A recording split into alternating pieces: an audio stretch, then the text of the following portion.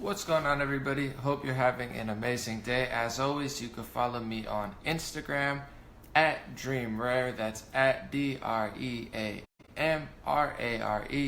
You can follow me on Twitter at Legendary Energy. You can check out my website, which now has my podcast, Rare Talk Podcast, and the website is legendary.vision. Of course, keep following me on Facebook for more news analysis, and I'm going to wait about 5 to 10 seconds for people to get into the live stream.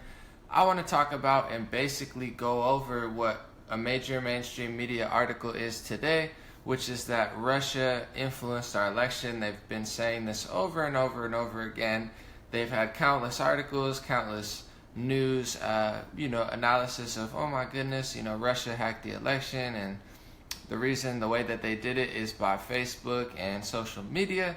So we're going to get into this in a second. I'm going to wait for a few more people. Usually I have about 500 to 1,000 people. We're a little low. It's all good though. Maybe because it's at night. But let's get into it. So the big story today is that the House Intelligence Committee released on Wednesday a small sample of the Russian ads of Russian troll farm purchased on Facebook during the U.S. presidential election. Washington Post is talking about it. CNN is talking about it. They really, really, really want you to believe that Russia had infiltrated social media, and that's the reason that Donald Trump won. So I'm going to debunk it right now, or at least show why it's very highly, highly unlikely that it even had any effect. Before I do that, I want to say that Twitter recently banned RT, which is a Russian news network, and Sputnik. So not only are they saying that Russia influenced the election, they're banning all of Russian media from Twitter, which is odd because one of the biggest publications in the United States is called Al Jazeera. You might have heard of it, Al Jazeera. And according to Wikipedia and many other sources, Al Jazeera, also known as JSC, is a state-funded broadcaster in Doha, Qatar, owned by the Al Jazeera Media Network. So Al Jazeera is owned by the government or the state of Qatar, and it comes from the country Qatar. That's where it's funded. So I don't understand this. We're going to ban everything Russian. What about all of the other influence on media from foreign nations? Because also, Saudi Prince Alawid bin Talal is one of the richest men in the world, and he owns a $300 million stake in Twitter. So could that potentially have something to do with, them banning Russian news networks? So where do we draw the line? Are we not allowing any other foreign influence in the media anymore? Because like I said, Al Jazeera, one of the biggest influences, they probably reach billions of people a week, literally billions, in the hundreds of millions. They're owned by Qatar, and nobody says anything. That doesn't matter. All the focus is on Russia. The Saudi prince I just mentioned, Prince Alawid bin Talal, also owns a huge stake in Fox News, and he's actually the second largest shareholder in Fox News. Donald Trump has mentioned stuff about it before. He's actually tweeted something funny and dissed to him, and all the news sources are debunking it. They're like, oh my, he's not the co-owner of Fox. They always have to act like it's the craziest claim, but in reality, what he meant is he's the second largest shareholder in Fox News, a Saudi prince. So there's more influence in our media, which influences way more people. Just one day of being Al Jazeera and one day of being Prince Alawid influences more people than these Russian ads did in 4 or 5 years, just statistically. And also, China is buying up a lot of media companies and buying up a lot of Hollywood companies. And one of the most infamous deals that they've made over the last couple of years is they acquired Dick Clark Productions, which is for $1 billion, which owns the Golden Globes, the American Music Awards, and New Year's Rocking Eve. So now Dick Clark Productions is owned by a Chinese investor, as is so many U.S. companies. I mean, China, there's articles saying that China is looking at America as a yard sale. They just come here, they buy up all the property in the major cities. Rent goes way up because they're buying up all of the apartment complexes and whatnot, and then they just leave them empty. So we have a rampant homeless problem, yet inflation goes way up a lot because of Chinese investors. But that no one wants to talk about that anyway. So before I even get into the CNN article talking about the influence of Russians in the elections, I just want to show you who really also controls the media as far as foreign countries, this probably just scratches the surface of foreign influence, not only from the state, like in the case of Qatar, but wealthy investors who are basically royalty in their countries who have come to the United States and taken up a lot of shareholders. Carlos Slim, who is a Mexican billionaire, owns a large stake of the New York Times. I mean, I could go on and on and on and on about foreign influence. That's why I think it's so funny, regardless of your political preference, if you believe that the United States, that Donald Trump sold the United States out to foreign countries, like that's a new thing, it's ridiculous to me. It's almost like a cover-up for the fact that the U.S., not only its media companies, business companies, properties, and even politicians have been so sold out to foreign countries, it's not even funny. Someone comes along saying, hey, we're gonna not sell out to foreign countries, and they're like, he's selling out to foreign countries. It's a total lie. But anyway, I'm gonna go paragraph by paragraph through this CNN article and tell you the truth about it. I mean, they get you with the headline, they get you with the big stats, and I know it's featured on Facebook, it's featured on Twitter. So if you're just an average person going to work or have other interests, and you're like, oh my goodness, Russia's influencing our election, from someone who is also an 8+ year digital strategist. I've worked in social media, I've worked in digital strategy, I've worked for major corporations and major digital agencies, so I know exactly what a Facebook ad is, I know how they work, I know what reach is, I know all of this stuff, and this is a ridiculous article, very misleading. So the headline is, seen any of these before? You may have been targeted by Russian ads on Facebook. Oh no, Russian ads on Facebook. Let's dive into it and see how real they were. The House Intelligence Committee released on Wednesday a small sample of ads a Russian troll farm purchased on Facebook during and after the U.S. presidential elections. The ads released focused on divisive issues like immigration, religion, and race, and some alluded specifically to Donald Trump, Hillary Clinton, and Bernie Sanders. I mean, it sounds like everything the election's about. They're like, ooh, they talked about controversial things such as immigration, religion, and race. I mean, isn't that what politicians talk about anyway? Never mind. Alright, so Facebook has said that it has found more than 3,000 ads linked to the Internet Research Agency, a St. Petersburg troll farms with ties to the Russian government, and that the ads were seen by more than 11 million people between 2015 and 2017. Oh my God, wow, that seems like a lot. If you don't know anything about digital strategy and social media, oh my goodness, that troll farm was seen by more than 11 million people between 2015 and 2017. My page alone, I run this page and another page to spread information and spread ideas. My peak, I've reached 56 million people in a week. Added to my Twitter, my Facebook, my anomaly Facebook, I've reached 80 million people in 1 week. In 1 week, and with no ads. I've not run a single ad and reached 80 million people in 1 week. And they're making a big deal about ads that were seen by more than 11 million people between 2015 and 2017. I've reached 80 million in a week, and they reached 11 million in 3 years. That's nothing. It's very, very minor. That's very minute. And when they say reach, it means just seeing the ad. It doesn't mean read it. It doesn't mean, went through with it.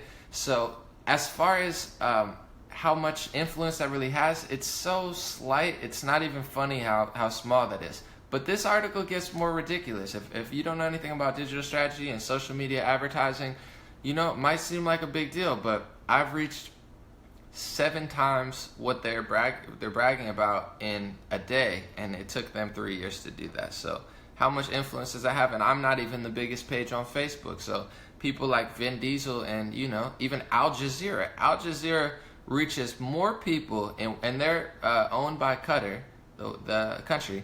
Al Jazeera reaches more people in 1 day than this Russia troll factory reached in 3 years, just to put it in perspective. So let's go down. The Internet Research Agency posted thousands of other pieces of content that were turned into ads. Facebook has said that the Internet Research Agency's content was served to as many as 150 million people on its platforms, including Facebook and Instagram. It's not clear how many of those 150 million people actually saw the content. However, So once again, this makes absolutely no sense at all. 150 million users on his platform. It's a significant amount. It's not little by any means, but it's not election changing either. And I'm not even getting into what the ads say yet. I'm just saying pure reach. But if you reach somebody, whether it's on Instagram, Twitter, or Facebook, it means that they saw the ad. It's very clear if they saw the ad, because the reach specifically means if they saw it in some form, if they scrolled past it, if they seen their friend post it, if they caught the headline. That's what reach literally means. So the fact that the CNN story is saying it's not clear how many of these 150 million people actually saw the content, how is it served to 150 million people? Well, what does served mean? Because they're not saying it reached 150 million people. They're not saying it was engaged with 100. Like, these are words and keywords that actually make sense within the field. So the fact they're saying served, but we don't know how many people saw it, they're basically saying we don't even know how many people it reached. So that whole big chunk of stuff then makes no sense. Continue on. Many of the ads released Wednesday came from Facebook pages whose Russian ties were previously reported by CNN, including Blacktivist, a page designed to look like it was run by Black American activists. So once you get past all of this nonsense, it reached 11 million people. In reality, is so few and so little compared to the foreign influence from all the other countries and all the other American influencers. Now they tell you what the ads actually showed. The biggest chunk of the ads was from a page called Blacktivist, a black activist which was posting stuff like Donald Trump is not our president, Black Lives Matter meetups, literally posting what Huffington Post posts, what Washington Post posts, what CNN posts, what Black American activists post that are unpolitically affiliated, what MSNBC posts, what the anti-Trump movement and the resistance posts, what Keith Olbermann posts. So the Russian ads were basically posting what the mainstream media themselves posts every single day, all day. They basically were like helping them. So they don't want to tell you that because it doesn't fit into their narrative that Hillary Clinton lost the election because nobody likes her. She didn't campaign in key states. She didn't reach out to the American people. She blamed everybody for everything and looked bad in the debates against Donald Trump and didn't do a press conference for a wrecking breaker multiple hundreds of days. What presidential candidate doesn't do press conferences? I mean, how much reach does that have? It's ridiculous. So, and then I'll continue on. So, and also Heart of Texas, a page supporting the secession of Texas. Below, a look at some of the ads released Wednesday and some of the key information about each ad, including how much they cost and how many people have seen them. This is the part where it gets hilarious. So you see the headline that Russia influenced the election. Now that I'm explaining to you how Saudi Arabia and Qatar influenced more people in 1 hour of their money than Russia has reached in 3 years, they're not going to tell you that on CNN. They're hoping that you know nothing about social media. But that chunk that I just read, that I already ridiculously debunked, that it was so misleading, rather, that was like the heart of their stuff. It gets even more ridiculous, and we're going to dive down. A Russian page entitled Donald Trump America called for disqualification and removal of Hillary Clinton from the presidential ballot. An ad ran an ad linking to the White House's crowdsourced petition website. On there was a petition claimed the dynastic succession of Clinton family in American politics breaches the core of democratic principles laid out by our founding fathers. So this ad was basically saying, "Oh, we're hoping that Hillary Clinton gets disqualified." Nothing about this ad matters because everybody knows that no one's getting disqualified from the election. And of course, there was an investigation into Hillary Clinton. But okay, what was this whopping ad? It must have had a huge influence, right? The ad was targeted at people who expressed interest in Donald Trump or his son Donald Trump Jr. on Facebook and ran for 3 days. It was shown It was shown in Facebook users' feeds almost 35,000 times and was clicked on 6,000 times. The ad was paid for in Russian rubles and cost about $240 based on current exchange rate. Whoa, $240 ad. I've worked for a gymnastics company for women's gymnastics that spent $100,000 a year on Facebook ads. I've worked for agencies that have spent millions of dollars on Facebook ads. And the whopping story is that this ad was clicked on 6,000 times and had a $240 exchange rate, and it was targeted at people who already liked Donald Trump, who already felt that way anyway. Nothing about this in any way, shape, or form had any significant influence on the election. But this ideology of, oh my God, it's Russia, it's deplorables, it's poor people, it's middle class people, it's wealthy people in America who don't like me, it's Bernie Sanders supporters, it's those dang water activists at the Dakota Pipeline.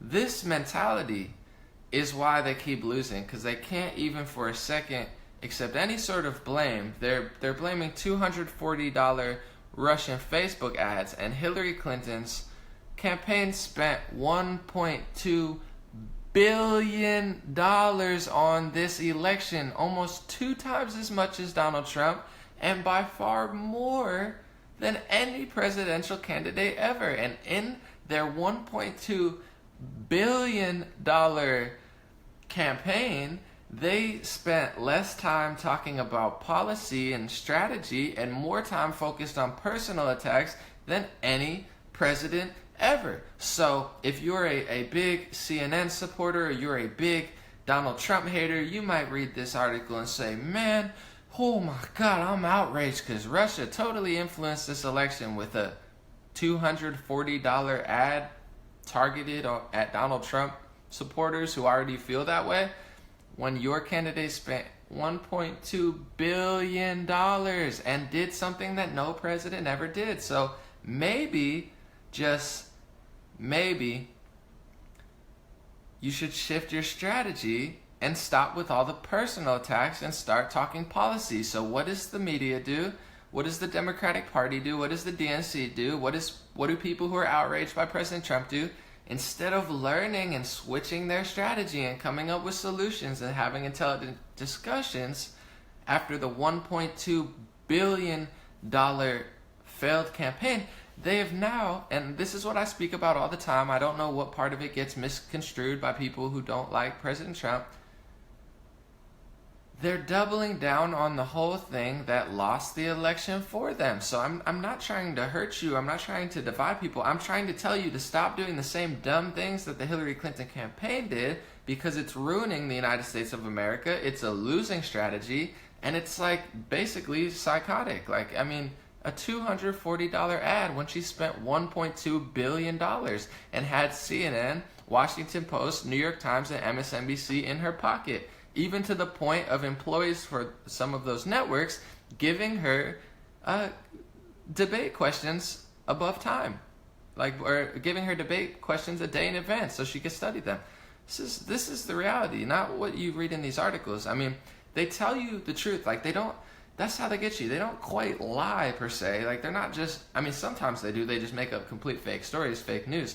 But they get you with this, the big headline, the big claim, and then all of this nothing. Okay. I'm going to continue because this article gets more and more ridiculous. Like, you thought that was bad? Just wait. It gets dumber. Join because we care. The Internet Research Agency ran several pages designed to look like they were part of the Black Lives Matter movement. One ad encouraging Facebook users to like one of the pages, Black Matters. The ad featured pictures of African American people shot by police and contained this message: join us because we care.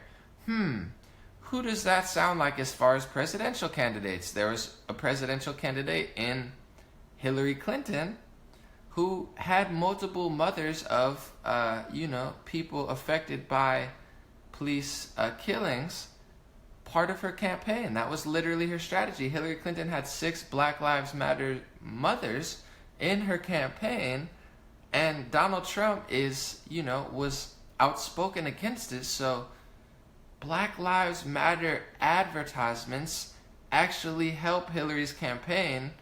If anything, when it comes to Donald Trump and Hillary Clinton was partnered with Black Lives Matter, literally partnered with them for her speeches. So these ads are helping Hillary Clinton. According to the data released by the House Intelligence Committee, the troll group spent more than $2,500 between 2015 and 2016 paid in rubles promoting this ad. It was targeted to places around the U.S., including Ferguson, Missouri, the place where one of its people, featured Mike Brown, lived and died. So the ridiculous claim, it's insane. It's like mind-boggling how people don't understand this. So the ridiculous claim is, okay, so they ran Black Lives Matter ads, and that somehow helped Donald Trump win the election, even though that's what they do. And then they even say that running Black Lives Matter ads to Missouri is divisive and it's dividing America. So you got to pick one. Like, either it's hurting, it's helping. If it's dividing America, then why don't you speak about it otherwise and tell people a better strategy to bring, different ethnicity groups together? It's just like nothing about this makes any sort of sense. I'm going to continue on. Support Hillary and Save Muslims event. This article shows all the ads that they ran. One ad promoted Support Hillary, Save American Muslims, an event that was set for outside the White House on July 9/16. So Russia, once again, helping the Hillary Clinton campaign by putting together White House protests for the Hillary campaign, saying Hillary's going to save Muslims. This is what Chuck Schumer said. This is what Hillary Clinton herself said. This was literally part of their campaign strategy, was Donald Trump is anti-Muslim. Donald Trump's rhetoric is disrespectful to American Muslims and Muslims all over the world. We're the people that embrace Muslims. We love all people. And I'm not hating or disrespecting that. It's all love to me. But that's what her campaign did. So this ad was pro-Hillary, pro-Muslim women, pro-Hillary Clinton's message. How in the world does that mean that Russia influenced the election of Donald Trump?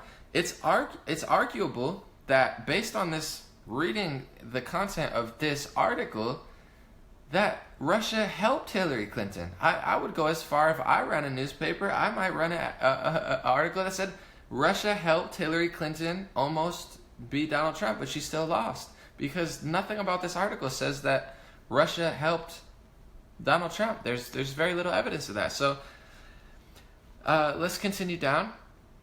Oh, the next ad, this is going to be a bombshell. This is really going to show that Russia hacked the election for, President Trump. Trump is not my president event. On the morning after Election Day 2016, the Russian page Black Matters, which was designed to look like a black activist group, began promoting a Trump is not my president event to take place in New York City's Union Square. The ad was targeted at people living in New York, according to the release from the House Intelligence Committee, so intelligent, which doesn't specify whether it means New York State or New York City. Oh, well, it really matters because none of this matters at all. So they're organizing very similar to the anti-resistance movement, very similar to the Women's March, very similar to what people accuse George Soros of doing. They're organizing anti-Trump events, and these are events that are promoted by basically every Democrat. You have Hillary Clinton promoting these type of events. So how could any person read these articles, besides the fact that they know 90% of people just read the headline and the rest don't even, they let their hate and their emotions for the president just supersede all reality? How would running a Trump is not my president event in New York City help Trump win the election after the election? This is so ridiculous. It's like they're not even lying. They're telling you the truth and debunking themselves within their own article. Satan. This is the next one. Satan. If I win, Clinton wins. On October 19, 2016, a meme appears to show Satan and Jesus Christ arm wrestling, was posted by a Russian page, Army of Jesus. The post accompanying the page image read in part, Hillary is Satan, and even though Donald Trump isn't a saint by any means, he's at least an honest man and deeply cares for his country. My vote goes for him.